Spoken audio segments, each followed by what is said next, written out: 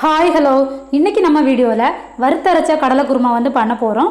வீடியோக்குள்ளே போகிறது முன்னாடி நம்ம சேனலை சப்ஸ்கிரைப் பண்ணாதவங்க சப்ஸ்கிரைப் பண்ணிக்கோங்க.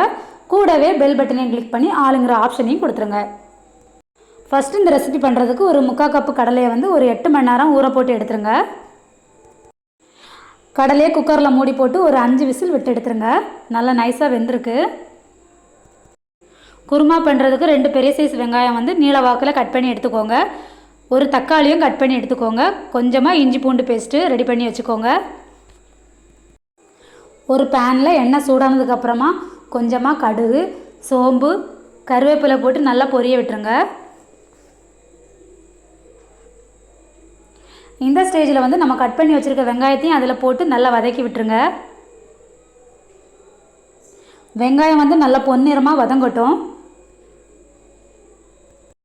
கொஞ்சமாக சால்ட்டு சேர்த்துக்கோங்க. சால்ட்டு சேர்த்திங்கன்னா வெங்காயம் சீக்கிரமாகவே வெந்துடும். ரெடி பண்ணி வச்சுருக்க இஞ்சி பூண்டு பேஸ்ட்டையும் அதில் போட்டுருங்க. தக்காளியும் போட்டு நல்லா வதக்கி விட்டுக்கோங்க.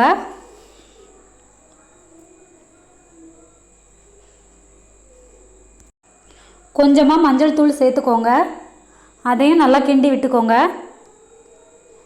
வேக வச்சுருக்க கடலையை தண்ணியோடு சேர்த்து அதில் ஊற்றி விட்டுருங்க.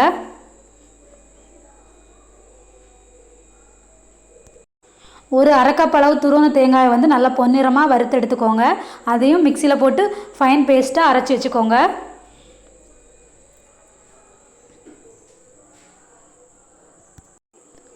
அரைச்சி வச்ச விழுதையும் அதில் சேர்த்துக்கோங்க. நல்லா கிண்டி விட்டுக்கோங்க.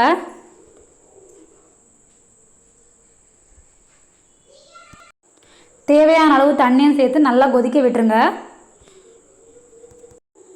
வேக வச்ச கடலையில் ஒரு கைப்பிடி அளவு கடலை எடுத்து மிக்சிங் பவுலில் நல்லா நைஸாக பொடிச்சு எடுத்துக்கோங்க. அதையும் அதில் சேர்த்து விட்டுருங்க. குருமா நல்லா திக்னஸாக இருக்கும் இந்த கடலை மாவு சேர்த்திங்கன்னா. அவ்வளோதான், குருமா ரெடி ஆகிடுச்சு. நீங்களும் வீட்டில் இந்த மாதிரி செஞ்சு பாருங்கள். செஞ்சு பார்த்துட்டு இதோட டேஸ்ட் எப்படி இருக்குன்னு கமெண்டில் சொல்லுங்கள். வீடியோ பிடிச்சினா லைக் பண்ணுங்கள், ஷேர் பண்ணுங்கள். பாய்.